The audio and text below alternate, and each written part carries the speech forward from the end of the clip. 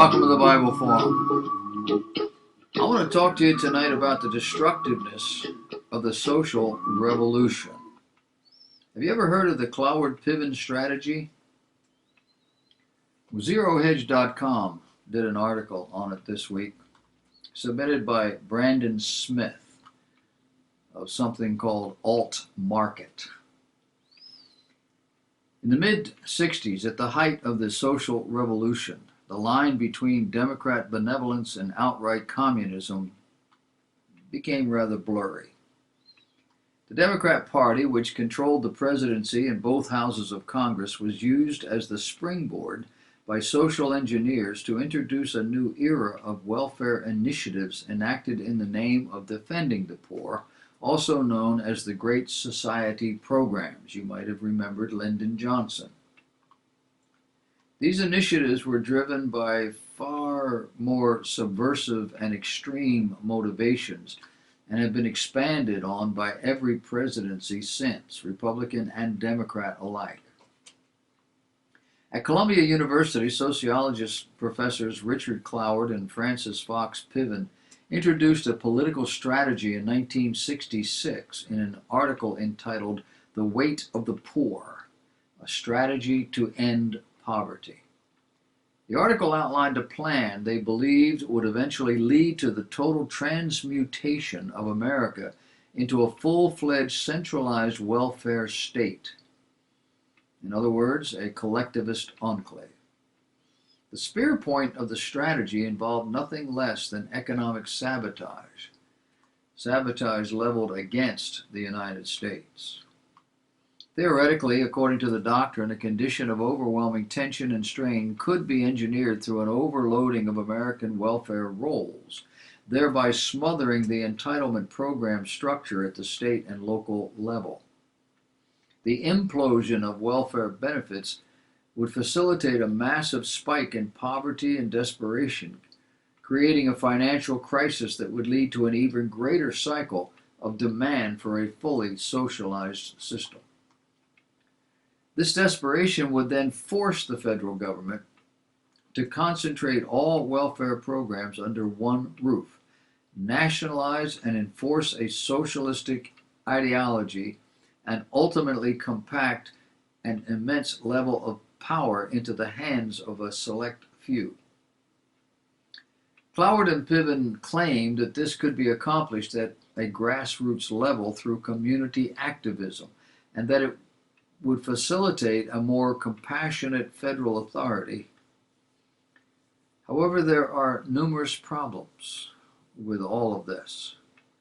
Cloward and Piven, as well as most social engineers, are well aware that the concept ultimately only serves to give even more dominance to the establishment and pilfer even more freedom from the masses.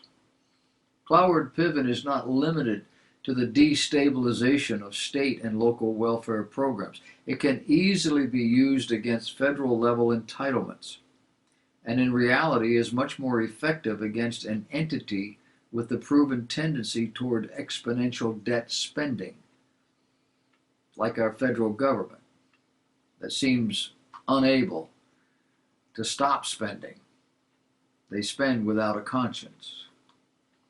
It's always the next administration or the next generation that's going to pay for it.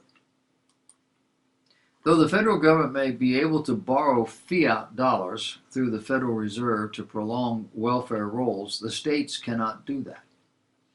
And a more volatile threat arises when debt monetization begins to wear down the purchasing power of our currency.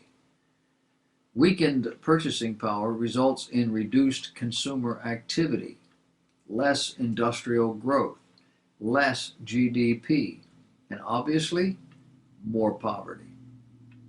The dollar has lost approximately 98% of its purchasing power since 1972, not to mention its value against gold. And after 50 years of the so-called war on poverty, nearly one-third of the American population now repeatedly slips under the official poverty line. In the last decade alone, the number of people dependent on food stamps and the EBT for their survival in this country has doubled from 25 million to nearly 50 million in 10 years.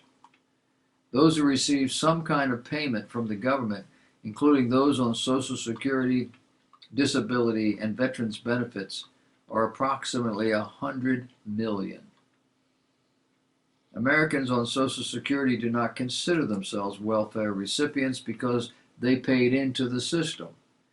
However, the point remains that if the federal money tap shuts down due to overwhelming participation, the checks are going to stop, whether you paid into the system or not. In the end, it's the federal government itself that is most vulnerable to the Cloward-Piven strategy, and it seems oriented toward destabilizing all social structures in this country. When that happens, everything will be assimilated into a new globalist system. The tactic of overwhelming the welfare structure requires the complicity of the government itself. If welfare programs are not expanded beyond their capacity to maintain, they cannot be overwhelmed.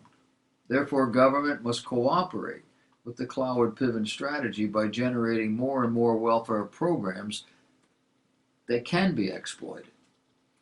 That is to say, the elitists who control our government, regardless of their claimed political party, must want to arrange circumstances to allow for the Cloward-Piven thing to be successful. And as time goes by, conservatives have become what the liberals were. It's a matter of human nature, a nature that is inherently corrupt, being driven by a sin nature that must be overcome by divine power. Human willpower is not enough.